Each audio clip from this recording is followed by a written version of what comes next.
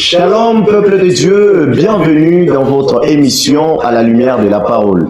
À la lumière de la parole et cette émission qui vous facilite la compréhension de la parole de Dieu. Et aujourd'hui à la présentation, c'est moi, Magloire Kassongo, je suis la gloire de la nation et sa population, la gloire de toute une génération. Je suis réalisé par celui qu'on appelle Chéribin Madika. La supervision générale est l'œuvre de Franck Richard Moukessa sur une programmation de celui qu'on appelle Donatien Monga. Aujourd'hui, je ne suis pas seul. Je reçois pour vous le pasteur Julien Banza, qui est responsable du ministère Génération Joël, ici dans la montagneuse ville d'Elikassi. Ensemble avec lui, nous allons partager sur un sujet qui est en train de dire le serviteur et son témoignage. Alors, je les reçois tout de suite. Bonjour, pasteur Julien. Bonjour, merci Monsieur Magloire. En tout cas, nous sommes très contents d'être reçus une fois de plus dans cette émission. Voilà, c'était un plaisir pour nous aussi de vous savoir dans cette émission. Vous avez des questions ou vous voulez participer à l'émission, vous allez nous contacter au numéro qui est tout juste affiché au bas de votre petit écran, soit les 099 51 73 088. Les serviteurs et son témoignage, qu'est-ce que nous pouvons retenir sur ces sujets? Voilà, merci beaucoup. Un très bon thème, parce que c'est un thème qui englobe un peu la vie de la chrétienté actuellement. Donc la chrétienté a beaucoup de maladies, mais toutes ces maladies et ses bienfaits, bien sûr, sont englobés dans ce thème. J'ai vraiment aimé ce thème. Les serviteurs de Dieu et son témoignage. On ne dit pas les serviteurs de Dieu et les témoignages. On ne dit pas les serviteurs de Dieu qui témoignent, mais on dit les serviteurs de Dieu et son témoignage. Si nous lisons bien ce thème, nous voyons très facilement que les mots-clés de ce thème, c'est les témoignages. Parce que les serviteurs de Dieu, nous le connaissons, son témoignage. Nous allons essayer un peu de comprendre, d'expliciter ce thème pour bien le percer. Alors, les témoignages, ça veut dire quoi? Les dictionnaires nous disent que c'est une certification de ce que l'on a vu, de ce que l'on a entendu sur un problème, sur un pays ou sur une personne. C'est-à-dire quoi? C'est-à-dire quand il y a un fait qui se passe, mais une tierce personne, quelqu'un d'autre vient, commence à certifier, dire que ce qu'on a dit auparavant est vrai ou faux. Ce qu'il fait là, c'est ça les témoignages. Donc il est en train d'apporter les témoignages sur ce qu'on a dit, sur ce qu'on a fait. Donc le témoignage n'est pas le premier texte. C'est-à-dire quand quelqu'un donne d'abord ses faits, ce sont les faits que nous prenons. Mais lorsqu'il y a une autre personne, ou bien d'autres personnes qui viennent, qui commencent à certifier, cette fois-là, on parle du témoignage. Il est en train de témoigner, soit négativement, soit positivement. Alors maintenant, ici, on dit les serviteurs de Dieu et son témoignage. Si nous ajoutons la définition, alors nous allons comprendre comme ceci: les serviteurs de Dieu et tout ce que les gens sont en train de certifier sur lui. Là, ça devient un peu plus clair. Donc, pour comprendre, là, les serviteurs de Dieu, c'est qui? Les serviteurs de Dieu, c'est un homme, une personne qui doit avoir, premièrement, connu un appel. Donc, sans appel, on n'est pas serviteur de Dieu. Alors, après avoir reçu un appel, il doit avoir un parcours. Un parcours qui n'est pas toujours très facile. C'est un parcours parchemin de beaucoup d'embûches. Et ce parcours se passe toujours derrière son père ou son maître. Donc, c'est lui qu'il prend comme modèle. Et ce n'est qu'après qu'il peut être aussi serviteur de Dieu. Bien sûr, il y en a qui couronnent ça avec les études. J'apprécie, parce que moi-même, j'ai couronné aussi cela par les études. Mais je voudrais ici d'abord dire quelque chose. Il y en a aussi qui préfèrent aller faire les études et se dire qu'on est serviteur de Dieu. Archi faux. Là, c'est une bêtise. Si on peut penser on peut aller à l'université, à la théologie, étudier, finir tous les cycles et se proclamer directement serviteur de Dieu. Je vous dis que ce n'est pas comme ça que ces choses-là se passent. Il faut dorénavant recevoir un appel. Parce que sans appel, si vous allez à l'université ou si vous faites les études, vous aurez une connaissance mais qui ne va pas vous aider sur le terrain parce que dans ces histoires ici, il y a des démons à chasser, il y a des esprits démons à chasser dans ces domaines. Il y a l'onction pour prêcher, il y a l'onction pour convaincre et tout ça, ce sont des choses qui passent par la paix. Voilà un peu grosso modo comment est-ce qu'on peut comprendre ces thèmes ici. C'est-à-dire que ce sont des hommes qui servent le Seigneur et ainsi tout ce qu'on est en train de dire autour d'eux. Vous savez pourquoi est-ce que ce thème est très magnifique? Parce que beaucoup de serviteurs de Dieu, ayant reçu l'appel, mais ils ne savent pas très bien travailler, très bien fonctionner aujourd'hui, parce que le témoignage n'est pas bon du tout. Mais il y a d'autres serviteurs de Dieu, en fait, même pas serviteurs de Dieu, mais qui ont un bon témoignage, jusque-là, ils sont à l'aise dans ce travail. Donc, voilà pourquoi est-ce que ce thème est très bon. En fait, un homme de Dieu, on continue un peu encore davantage à comprendre qui est un homme de Dieu. C'est un homme qui fait qui relie les hommes et Dieu. Vous voyez, c'est quelqu'un qui prend les messages de Dieu et qui donne aux hommes, et qui prend les messages des hommes et qui les donne à Dieu. Vous voyez, si vous lisez la Bible, à travers toute la Bible, lorsque vous entendez quelqu'un dire « Ainsi parle le Seigneur », c'est-à-dire, cette fois-là, il est en train de prendre ce que Dieu a dit et il veut le dire aux gens.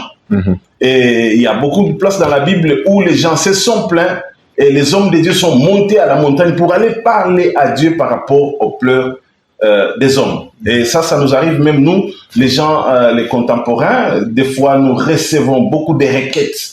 Et lorsque nous entrons en prière pour parler, c'est-à-dire que là nous sommes en train de prendre les desiderata de la population et nous les amenons chez Dieu. Donc vous voyez, par rapport à tout ce travail que l'homme de Dieu, que le serviteur de Dieu fait, ça devient un homme noble, ça devient un homme respecté dans la société, ça devient un homme que l'on respecte, que l'on le veuille ou pas, on lui doit un peu du respect. Je me rappelle, pour renchérir, je suis arrivé à un aéroport dans un pays étranger, alors qu'on fouillait tout le monde. Lorsque, en parlant avec les gens de l'immigration, ils ont appris que j'étais pasteur, ils ont refusé ils ont dit non, toi tu peux passer seulement. Vous voyez un peu, ça accorde beaucoup d'avantages juste être appelé serviteur de Dieu. Alors, ceci étant, cela fait que ce travail de noblesse, de beaucoup de révérence, équivaut à avoir un bon témoignage par les gens qui vous entourent. Donc, un travail de noblesse, si le témoignage ne suit pas, le travail là, il sera bâclé. Alors, il y a une portion de la parole de Dieu, c'est dans 1 Timothée, si je ne m'abuse, où Paul est en train de parler à Timothée. Il lui dit ceci: avant tout, avant que tu ne prêches, avant que tu ne fasses quoi que ce soit, contrôle-toi d'abord.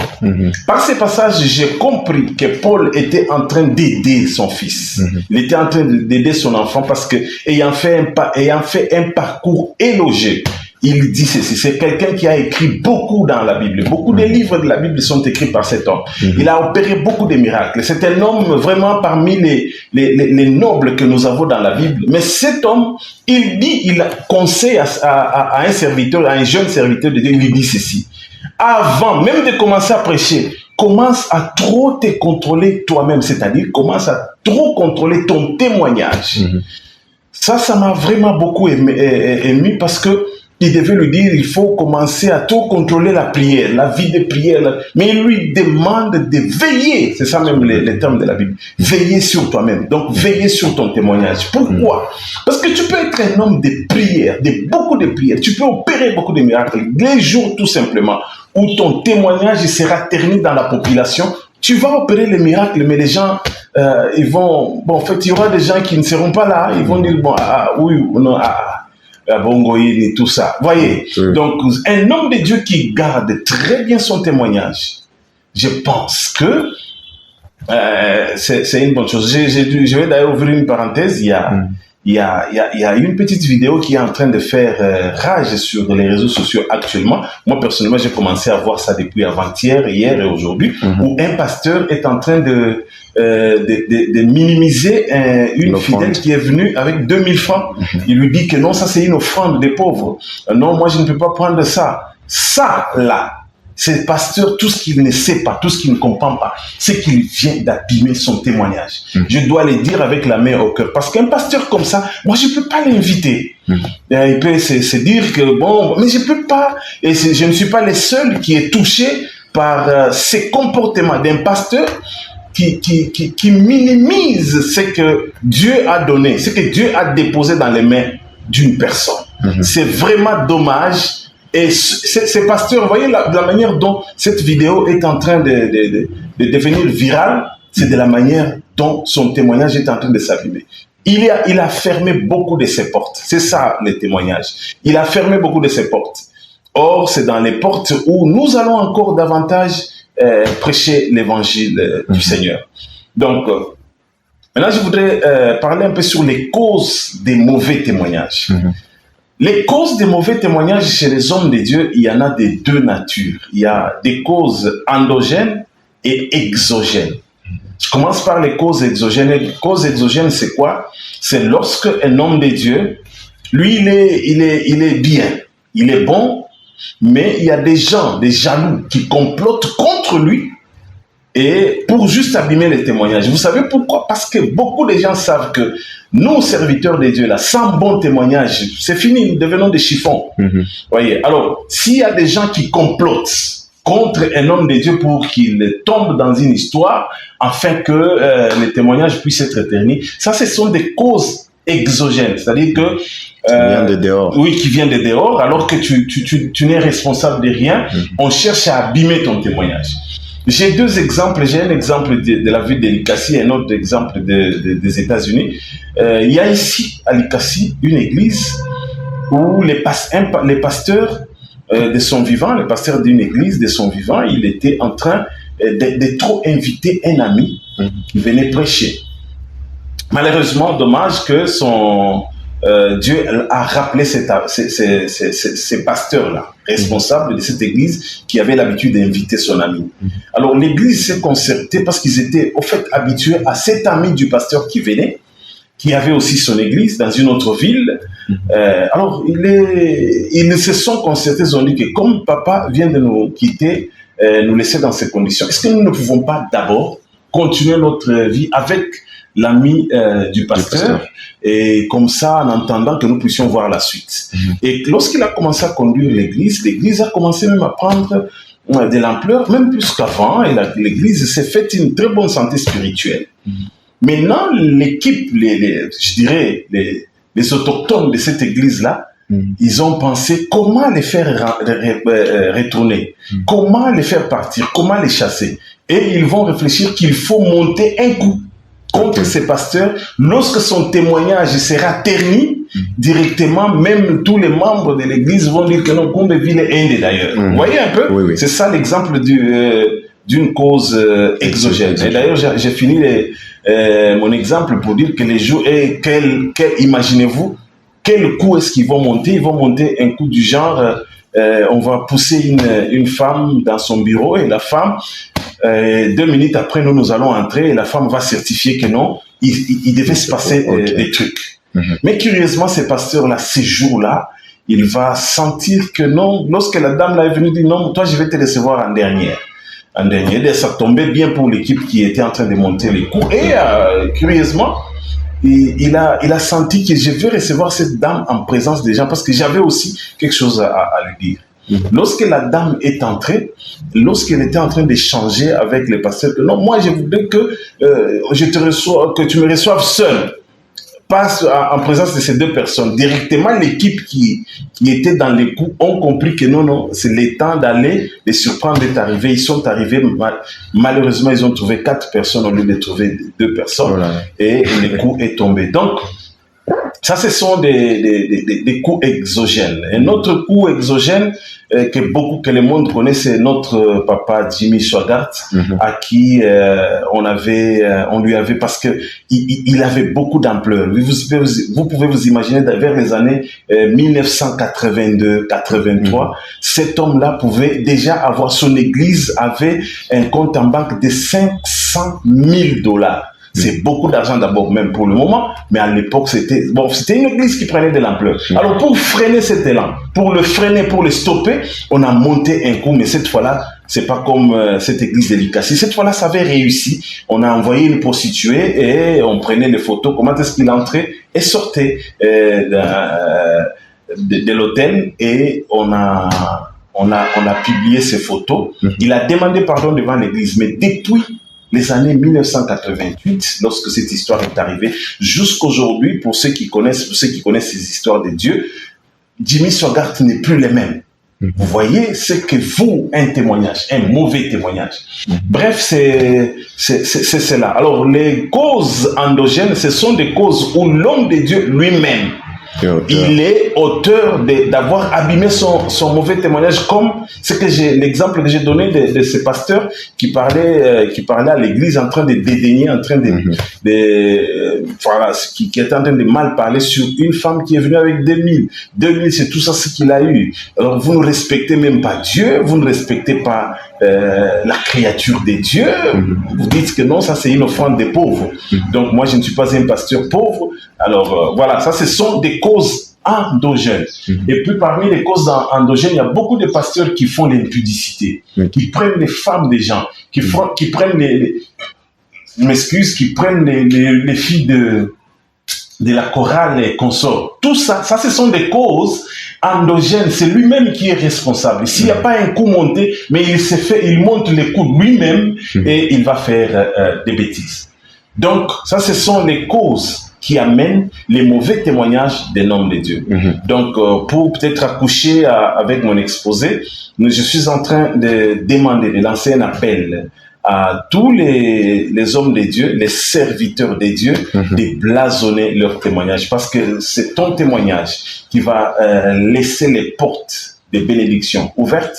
Si tu as un bon témoignage, tu seras accepté, tu seras compris et tu seras même d'ailleurs béni. Beaucoup ont loupé leur bénédiction parce que les témoignages ne suivent pas. Imaginez-vous là où on vous reçoit avec honneur, mais vous arrivez là-bas, vous commencez à suivre les filles de là-bas, les jours qu'ils apprendront, c'est fini, ils vont te fermer les portes, ces portes-là, et ils ne viendront plus encore à l'église. Les mauvais témoignages des serviteurs de Dieu ont même fermé la porte de l'évangile à certaines personnes. Aujourd'hui, les mauvais témoignages de beaucoup de serviteurs de Dieu, c'est une bonne émission, nous ne voulons pas citer les noms des gens, à part Jimmy Swaggart, dont les choses étaient d'ailleurs à la télé, tout le monde connaît. Alors, beaucoup de serviteurs de Dieu aujourd'hui, ils ne savent pas encore prêcher. Ils ont renforcé les païens dans leur carcan, ils ont renforcé les païens dans leur truc. Vous savez pourquoi? Parce que les païens, maintenant, aujourd'hui, ils savent que l'évangile, c'est quelque chose de mimisa, ce sont des théâtres. Voilà.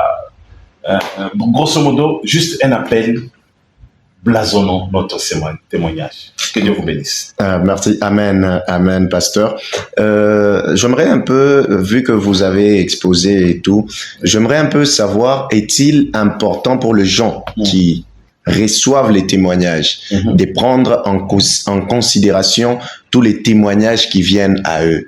Par exemple, on a témoigné sur un pasteur sans avoir vérifié. Est-il important pour cette personne-là de considérer ces témoignages? En tout cas, c'est une très bonne question qui entre vraiment dans le fin fond de l'importance de cette émission, de cette thématique. Vous savez, je suis en train de lancer un appel en répondant à votre question, que tout ce que vous entendez sur les hommes de Dieu, pas seulement sur les serviteurs de Dieu, même sur tous les autres, les politiciens et consorts, tout n'est pas toujours vrai. Tout n'est pas toujours authentique. Quand je parle de l'authenticité, c'est-à-dire que ça peut être un mauvais témoignage parce qu'il y a un coup monté contre lui. Donc, il n'est pas tellement innocent, mais seulement il est tombé dans un coup qu'on a monté. Vous savez, quand un homme veut faire tomber une autre personne, il peut toujours y arriver. Alors, lorsque nous recevons les témoignages, les mauvais surtout, je nous demande de trop vérifier et de trop prendre de patience avant d'arrêter des grandes décisions. Vous qui prenez des décisions où vous bafouez aujourd'hui l'évangile parce que les serviteurs de Dieu ne sont pas dignes, selon vous, selon le témoignage qui vous parviennent. Je viens de donner certains exemples ici. Il y en a qui sont victimes des coups, tout simplement. Et Dieu peut les récupérer. Dieu est très compliqué. Il peut les récupérer et vous restez toujours dans les mauvais témoignages que vous avez reçus. Donc, je suis en train de lancer un appel que tous ces témoignages que vous avez sur les hommes de Dieu, il y a des témoignages qui sont faux.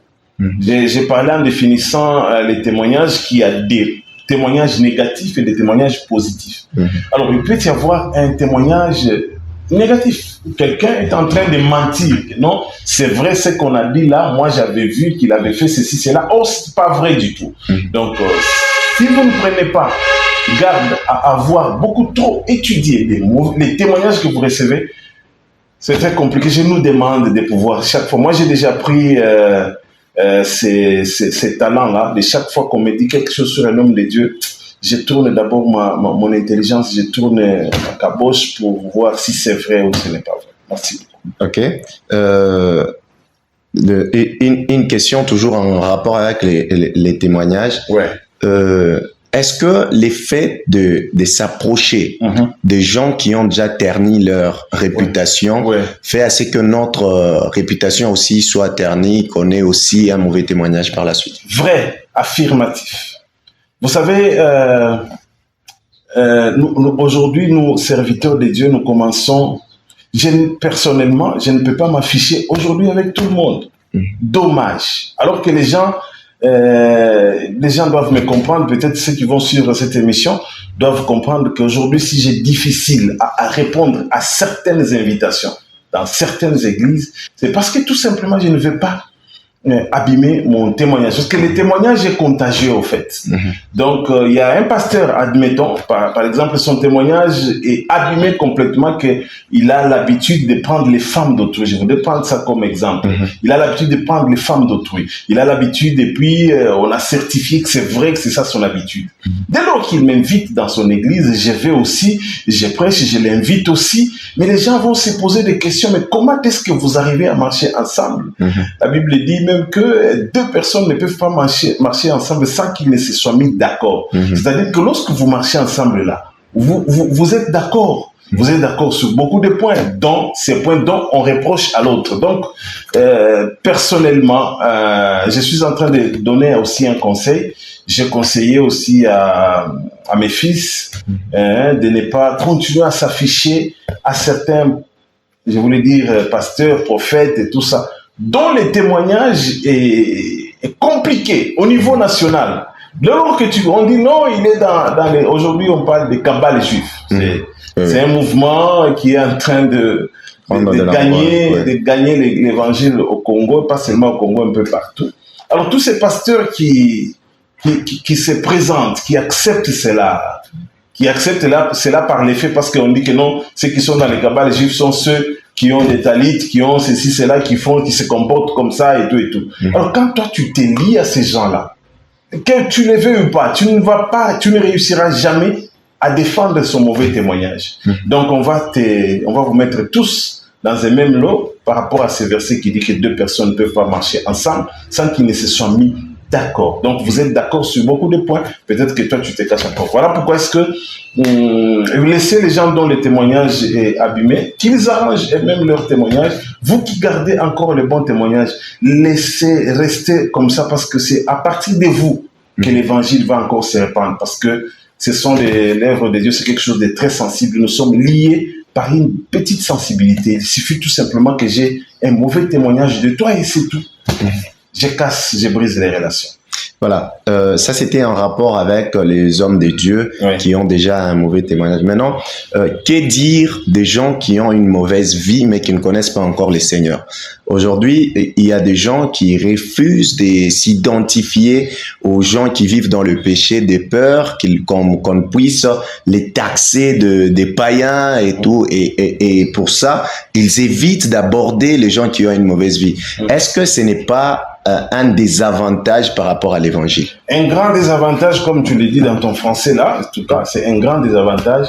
Ici, il y a une différence entre un homme de Dieu, c'est-à-dire qui s'est lavé, qui s'est fait laver dans la population, qui s'est dit que non, désormais, j'ai fait partie du groupe des gens bien, des gens qui ne peuvent pas faire n'importe quoi que ce soit. Mais lorsqu'on les découvre en train de faire c'est pourquoi est-ce qu'il s'est retrouvé dans ce groupe-là. Là, c'est un mauvais témoignage. Mais pour ceux qui n'ont pas encore Christ, qui voient que la boue dans laquelle ils sont en train de nager, c'est encore une bonne vie, il faut approcher ces gens-là. On ne peut pas refuser d'approcher ces gens-là, de leur apporter l'évangile pour dire que non, c'est. Non, ça fait partie de notre travail en tant qu'évangéliste. L'évangéliste, serviteur de Dieu évangéliste, nous devons partir vers ces gens-là, aller les chercher, faire tout ce que nous pouvons faire pour les approcher afin de leur donner l'évangile. Si on refuse d'approcher ces gens-là, nous sommes en train de fermer les portes à l'évangile. Ce sont les serviteurs de Dieu de demain. Nous aussi, nous avons été dans le monde, nous avions des mauvaises habitudes, mais il y a eu des gens qui se sont approchés de nous. Nous sommes convertis aujourd'hui, nous servons le Seigneur. Donc, il y a une nette différence entre quelqu'un qui ne s'est pas encore converti et qui vit dans les mal. Celui-là, en tout cas, nous en avons même dans nos familles. Nous sommes chrétiens, mais il y a certains membres de nos familles qui vivent encore dans une vie de désordre. Ce n'est pas pour autant que nous les refusons, ce n'est pas pour autant que nous ne nous affichons pas avec eux. Mais il ne faudra pas que ce soit seulement pour nos frères, mais pour les autres, on ne savons pas le faire. Donc, voilà. Je pense que il faut nous approcher à ces gens-là, estampiller une mauvaise vie parce que nous avons besoin d'eux.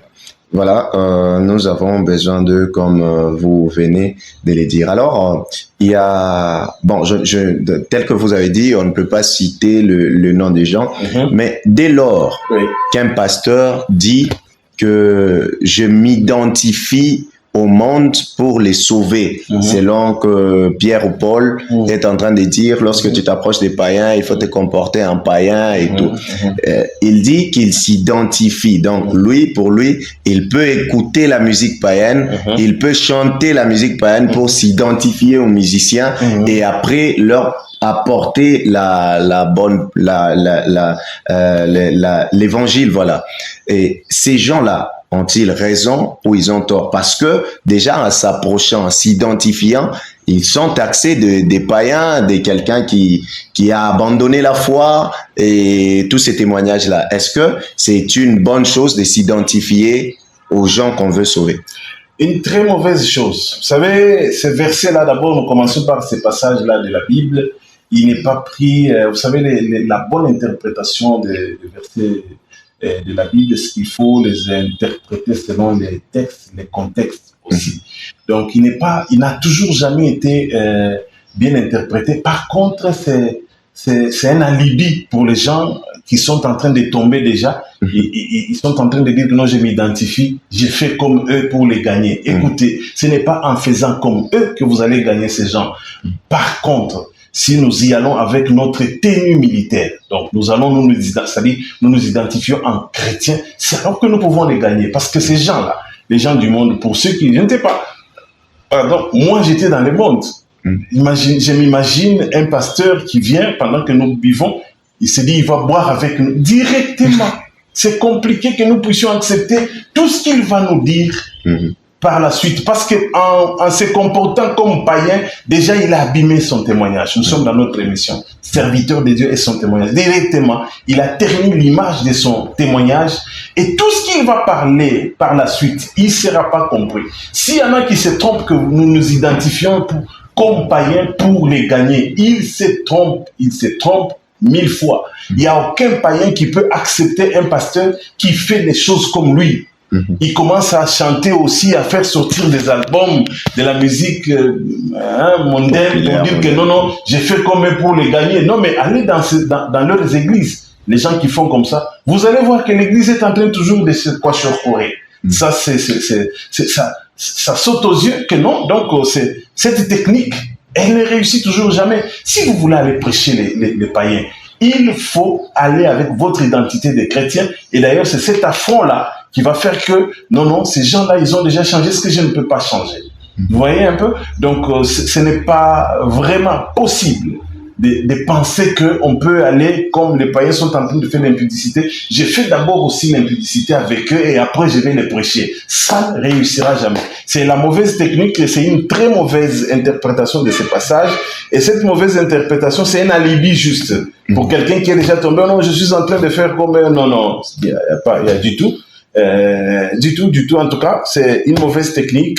Moi, je conseille à mes évangélistes de garder leur identité des militaires, des soldats de Jésus pour prêcher. Jamais se conformer au monde. Voilà. Il y a certains aussi qui disent, quel que soit ce que les gens peuvent dire de moi, les témoignages des dieux est plus grand et cela suffit. Même s'il est dans quelle vie, mais lui, il dit que les témoignages des dieux suffit. Ces gens-là aussi, est-ce qu'ils ont tort quelque part? N'est-ce pas que ils utilisent la parole de Dieu pour se défendre? Est-ce que n'ont-ils pas raison? Écoutez, c'est vrai que Dieu voit d'abord, lui, Dieu voit les cœurs. Ça, c'est vrai. C'est une évidence. C'est par rapport à la manière dont il va nous juger. Mais dans la manière dont nous devons vivre ici sur terre, faut jamais compter que non, comme Dieu me voit saint là, même si je fais n'importe quoi, même si ceci, c'est là. Je vais donner juste un exemple je vais rentrer dans les exemples que nous venons de donner. Vous voyez quelqu'un à qui on a monté un coup, et puis il est tombé dans ses coups, malheureusement. Je ne sais pas comment Dieu va les juger, comment Dieu va voir son cœur par rapport à celui qui s'est monté lui-même les coups. Il a formaté, il a fait les plans et puis il a abîmé son témoignage. Mais écoutez, les deux personnes, avant que les gens ne sachent que celui-ci, on a monté un coup contre lui, c'est comme ça qu'il est tombé avec cette femme, ou celui-ci, c'est lui-même, avant que les gens sachent, les deux témoignages sont ternis. Et les deux personnes peuvent se tenir comme ça, et on peut même les chasser dans certaines maisons. Il y a des pasteurs qui volent l'argent. On peut peut-être te truquer et puis ça devient comme si tu as volé. Écoutez, les témoignages, il est blasonnable. Dieu peut-être lui au ciel, il voit ton cœur.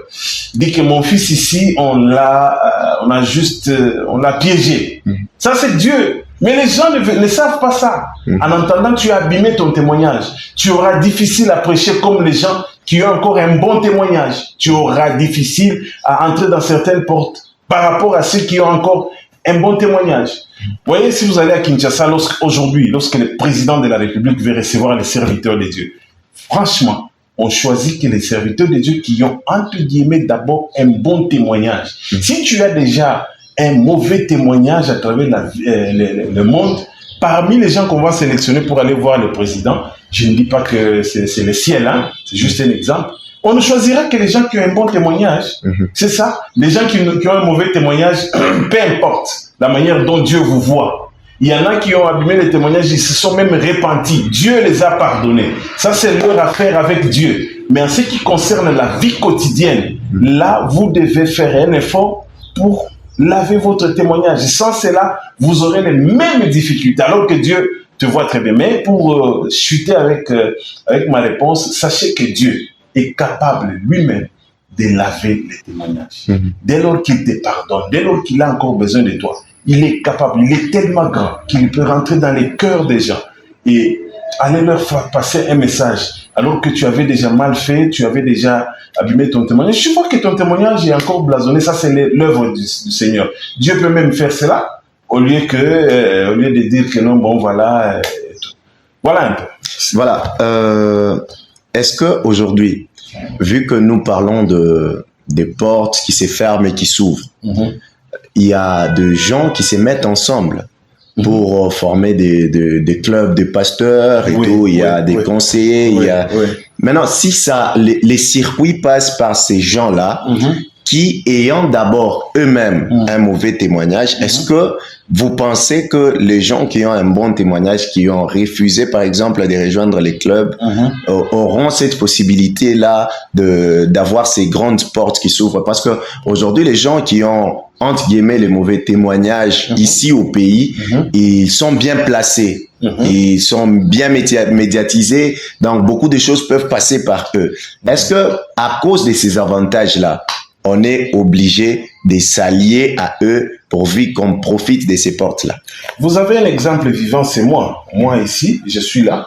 Je peux certifier à ma ville, la ville d'Elikasi, que on ne me retrouvera jamais dans un groupe de pasteurs, dans une communauté. Bon voilà, nous devons nous retrouver.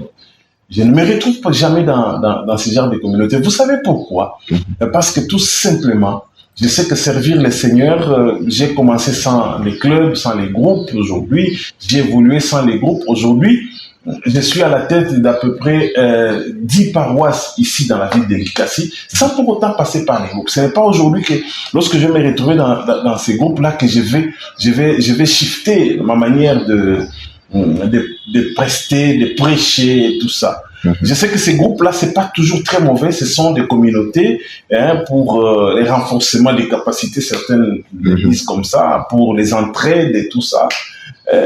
Mais au finish, c'est dans ces groupes-là que certains virus rentrent aussi un tout petit peu. C'est dans ces virus, dans ces groupes-là que certains mauvais témoignages, imaginez-vous, nous allons retomber dans tout ce que nous avons dit dans cette émission, nous allons le retrouver sur un même banc avec les gens ayant un mauvais témoignage et on va nous estampiller, non, comment vous n'avez. Alors moi, pour éviter tout cela, j'ai pris la résolution de servir le Seigneur sans me retrouver dans ces groupes-là. Mais je continue à le faire et à le faire bien. Et les soi-disant portes continuent à s'ouvrir, et soi-disant bénédictions continuent à venir. Donc Dieu continue à se souvenir de nous. Si je ne suis pas dans les groupes-là, c'est parce que tout simplement j'ai voulu garder mon témoignage. Et j'ai réussi à garder mon témoignage. C'est vrai que je suis un homme comme tout le monde. C'est vrai qu'on peut aussi monter un coup contre moi, c'est vrai tout ça. Mais j'ai pris pour que, même si on montait les coups contre moi, comme dans l'exemple que je venais de vous donner, celui-là a été sauvé par Dieu. Il ne comprenait pas, il ne savait pas pourquoi est-ce qu'il avait dit que non, je ne te recevrai que en présence des gens. Et pour peut-être terminer très bien cet exemple, l'équipe qui avait monté les coups est venue en vitesse pour ouvrir la porte avec fracas et entrer, et directement il commençait à dire tu as fait quoi? Alors les deux autres qui étaient les pasteurs commençaient à s'étonner, qu'est-ce qu'il y a? Mais parle, non? Alors le pasteur va comprendre qu'il y avait quelque chose qui n'allait pas. Et c'est comme ça que même cette équipe-là qui avait monté les coups, finalement, les coups vont sortir au grand jour et c'est eux qui étaient suspendus. Donc il y a toujours des manières où les gens qui prient, les gens qui se consacrent à Dieu, Dieu peut les sauver même devant certains coups. On te fait monter un coup, mais Dieu te sauve d'une manière ou d'une autre. Donc, moi, je ne suis pas de cet avis de ces pasteurs qui se retrouvent dans les clubs pour dire que c'est là que les portes vont s'ouvrir. Non, non. C'est là qui viennent des voyages, semble-t-il. Non, du tout. Moi, je continue à voyager. Je pars à travers le pays sans les groupes, à travers l'Afrique. Les connexions, sans être dans ces groupes-là. Et ça va très bien. Donc, voilà un peu. Ça, c'est moi. Je crois que je ne peux pas être peut-être seul. Il peut y avoir aussi d'autres pasteurs qui ont compris les choses comme moi. D'après vous, nous rentrons un peu chez vous, vu que vous êtes quand même un grand responsable dans la ville. Vous remarquez qu'il y a un pasteur qui a un mauvais témoignage. Qu'est-ce que vous allez faire à votre niveau? De ma communauté? Oui. Ah non, je suis dans notre communauté d'abord en général. Je suis parmi les pasteurs qui a beaucoup suspendu. D'ailleurs même révoqué les pasteurs. J'en ai révoqué, si je peux bien compter. Vous voyez, un pasteur, quand on les suspend, on les révoque, ce n'est pas une mince affaire. J'en ai révoqué, je crois, 4 ou 5. Pourquoi? Parce que les mauvais témoignages commençaient à son niveau et je me disais que si je le maintiens toujours dans la communauté, je pardonne. Je donne la deuxième chance. Lorsque quelqu'un revient toujours sur les mêmes fautes, finalement, je prends la décision de les laisser dans les mains de ses amis. Parce que quand quelqu'un est en train de faire trop l'impudicité, c'est comme il est ami à l'impudicité. Comme ça, je le laisse. Je fais un effort pour laver la communauté. Moi, un mauvais témoignage parmi les pasteurs qui travaillent avec moi, dès que le mauvais témoignage est certifié vrai, en tout cas, on ne badine pas, je te suspends pour laisser la famille sainte. Donc, c'est ça. Moi, les mauvais témoignages, moi, je suspends ou je révoque. J'ai déjà révoqué. Et pourtant, dans notre communauté, dans d'autres villes, 20 ans aujourd'hui, 27 ans de ministère que j'ai, 28 ans plutôt, il y en a qui n'ont jamais suspendu les gens. Peut-être qu'ils ont la grâce d'avoir des pasteurs qui n'ont pas de mauvaises histoires, qui qui ne ternit pas leurs images. Voilà. Et si alors vous suspendez quelqu'un, tandis que c'est une histoire montée de toutes pièces, et ça concorde tellement bien que ça semble vrai, vous suspendez une telle personne. Est-ce que à votre niveau, vous ne pensez pas que vous pouvez avoir des problèmes avec Dieu? Effectivement, pour tous ces pasteurs qui ont fait ce travail-là de suspendre les gens sous l'émotion, écoutez, c'est une mauvaise chose. À mon niveau, je ne peux pas suspendre quelqu'un sur les on-dit, jamais de la vie. Ou je ne peux pas suspendre quelqu'un pour un premier fait négatif, même certifié négatif. Il faut toujours donner une deuxième chance à quelqu'un, le conseiller et le retourner. S'il retombe, peut-être, il y en a, quand je parle, j'ai trop suspendu, il y en a qui sont revenus sur les mêmes fautes 3 fois. Et ce sont les fautes graves. Vous voyez, dans ces choses de Dieu, il existe des fautes graves. Je sais qu'il n'y a pas de plus grands péchés, de plus petits péchés, mais en termes de fautes, il y en a qui sont graves que les autres. Imaginez-vous quelqu'un qui a l'habitude de voler, les gens ne savent pas, et tout ça, il vient se repentir que moi je vole.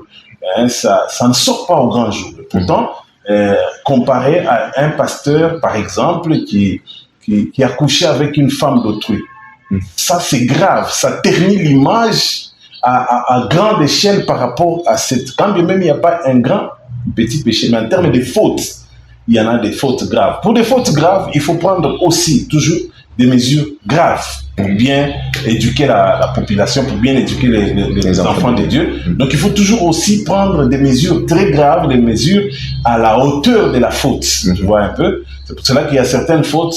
Nous conseillons dans les bureaux, nous finissons ce travail, ces problèmes dans les bureaux et ça s'arrête là. Mais il y en a d'autres, malgré tout, peut-être que même si vous vous repentez, nous devons te suspendre pour l'éducation de masses, pour que les gens, la population, les enfants de Dieu ne restent pas dans leur tête avec une histoire du genre, non, ça on peut faire et puis rester dans la maison de Dieu. Ça on peut faire, on peut tuer quelqu'un, les sangs coulent, mais à l'église, on ne me fait rien.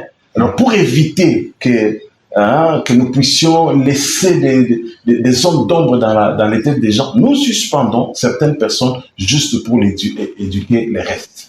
Voilà. Dieu faisant grâce, peut-être que nous allons aussi évoquer les sujets de la discipline dans l'Église. Et là, la question qui était en train de me venir tout à l'heure, malheureusement, faute de temps, j'espère que vous aurez le temps de répondre même prochainement, c'était de savoir quelqu'un qui a décidé d'avorter pour ne pas avoir honte, ternir l'image, la réputation et tout, et quelqu'un qui décide de garder cette grossesse-là malgré la honte et tout, mais vous suspendez celle qui a gardé la grossesse, tandis que celle qui s'est cachée, elle est sauvée. Voilà. Donc, espérons que nous aurons peut-être le temps, on y reviendra, mais peut-être en conclusion dans quelques minutes sur les témoignages, qu'est-ce que vous pouvez dire à ces hommes peut-être qui sont tombés et d'autres qui sont sur la voie de tomber et ceux qui sont encore sur leur garde. Qu'est-ce que vous pouvez leur dire en ce qui concerne les témoignages? Merci beaucoup. Enfants de Dieu, serviteurs de Dieu, pasteurs, prophètes, bishops, je suis en train de nous demander que nous devons veiller, comme Paul a dit à Timothée, veiller sur notre témoignage. Les témoignages, c'est un grand élément dans l'évangile et dans l'évangélisation. Si nous ne gardons pas très bien notre témoignage, nous sommes en train de faire du tort à Jésus. Nous sommes en train de le retourner tous les jours à la croix. Donc nous sommes en train d'abîmer son œuvre ici sur la terre. Alors, veillons sur notre témoignage. Si vous voyez que ce que vous voulez, vous voulez faire, vous allez ternir l'image, les témoignages d'un homme de Dieu. Et sachez aussi que lorsqu'un homme de Dieu ternit son image, le monde a l'habitude de nous mettre tous dans le même lot. Juste, je me rappelle vers les années 99, 98, je crois peut-être début 2000, il y a un pasteur qui avait fait avorter une fille à Lubumbashi, un ancien qui avait fait avorter une fille et il l'a tuée. Vous voyez, avec un couteau, parce que la fille refusait d'avorter sa grossesse, et l'a tuée avec un couteau. Je vous dis, moi, j'ai été débarqué dans un bus à Lubumbashi, je voulais entrer, vous avez fait ceci, cela. Donc, lorsque vous ternissez votre témoignage, vous ternissez les témoignages de tout le monde, de tous les serviteurs de Dieu, et ce n'est pas bien. Vous êtes en train de retourner Jésus-Christ à la croix. Travaillons, blasonnons nos images, notre image, et Dieu nous bénira. Que Dieu vous bénisse. Merci beaucoup à vous, très chers téléspectateurs de Bilima Radio ainsi que télévision. C'était là l'émission à la lumière de la parole et aujourd'hui nous avons reçu le pasteur Julien Banza qui est responsable du ministère Génération Joël ici dans la ville d'Elikasi et nous avons parlé tout autour du sujet les serviteurs de Dieu et son témoignage. À la présentation, c'était Magloire Kassongo. J'ai été réalisé par Chéribin Madika sur une supervision générale de Franck Richard Moukessa et une programmation de Marc Monga Donatien. D'ici là, portez-vous bien et surtout restez branchés sur le programme de Bilima Radio ainsi que télévision.